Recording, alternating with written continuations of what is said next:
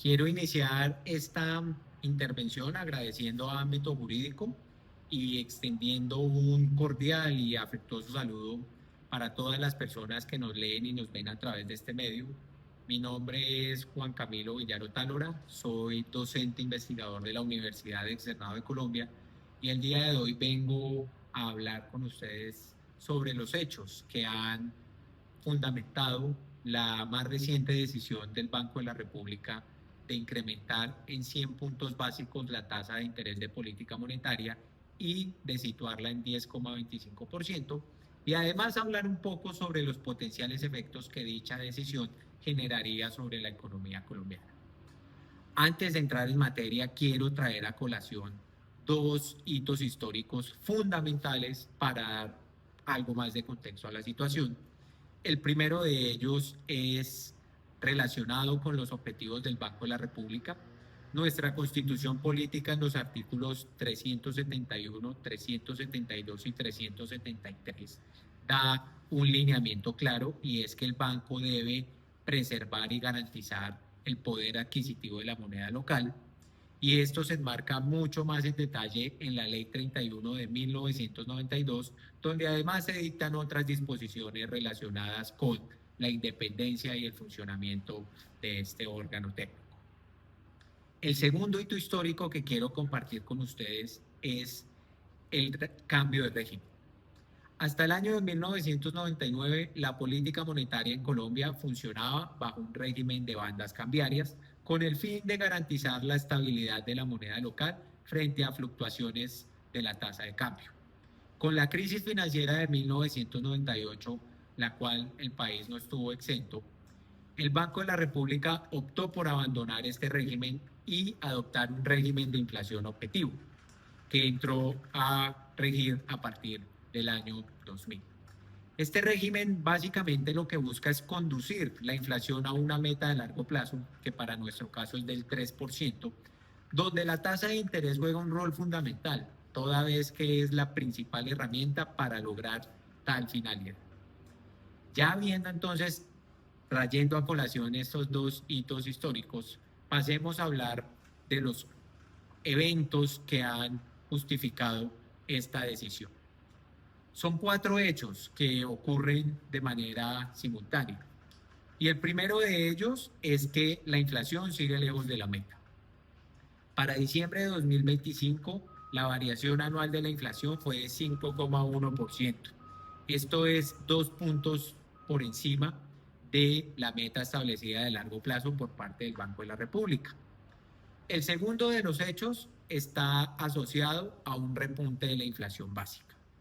Excluyendo los componentes de alimentos y de regulados, que son los que históricamente han sido más volátiles, esta inflación entre noviembre y diciembre pasó de 4,8% a 5%, lo cual da cuenta de que este fenómeno está fuertemente compuesto por un componente inercial, que no es otra cosa que una tendencia a que en el tiempo los precios seguirán aumentando sin importar sus orígenes y sus causas.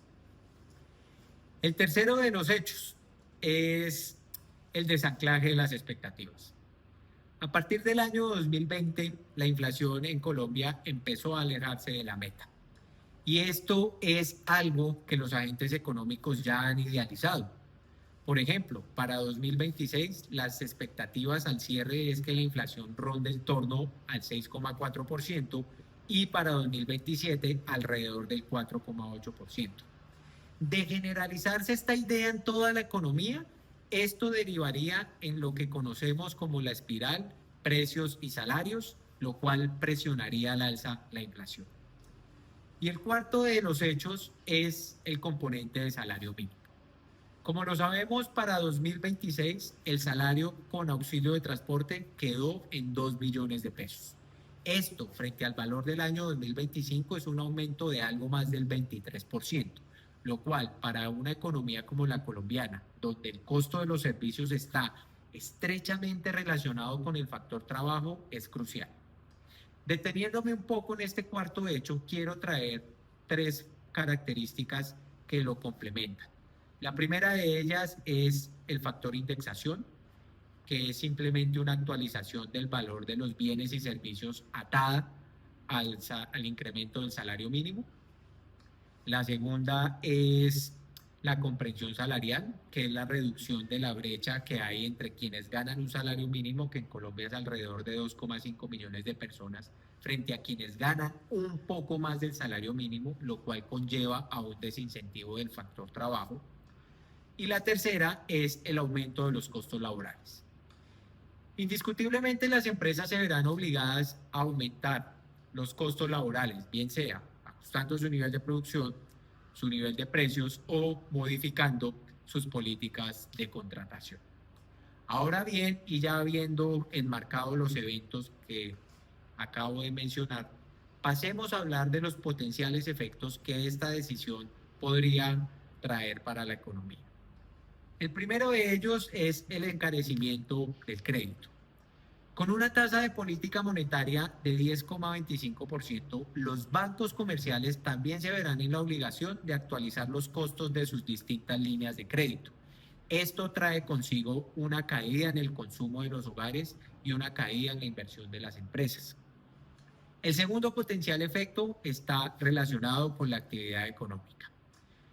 Una reducción del gasto en consumo y el gasto en inversión enfría la economía. Y esto se ve en una reducción de la actividad económica en su dinámica de corto plazo, lo cual se materializa en una contracción en el crecimiento del Producto Interno Bruto de corto plazo. El tercer potencial efecto está vinculado directamente con el mercado de trabajo. En un escenario donde coinciden unos costos laborales que se vieron incrementados por el factor salario mínimo, con una caída en la demanda derivada del aumento de la tasa de interés de política monetaria, las empresas se verán obligadas a modificar sus esquemas de contratación, poniendo una pausa tal vez en el empleo formal, lo cual derivaría en un mayor desempleo y un mayor nivel de informalidad. Y el cuarto potencial efecto es de tipo macrofinanciero. Una política monetaria restrictiva como la que ha implementado el banco, sin duda alguna, ayudaría a corregir la volatilidad cambiaria y los desequilibrios externos, generando una disminución de la aceleración en la inflación importada. Quiero cerrar esta breve intervención diciendo que el mensaje que ha enviado el Banco de la República es contundente y afín a su objetivo constitucional, y es que va a seguir incrementando las tasas de interés. Estamos ante un ciclo alcista a efectos de estabilizar los precios, y aquí lo más importante es que el gobierno desde la parte fiscal también colabore a mitigar los efectos que les acabo de mencionar a través de una reducción en el gasto público.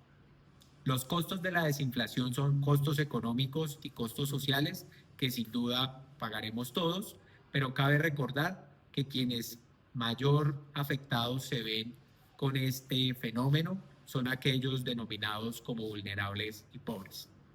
Muchas gracias.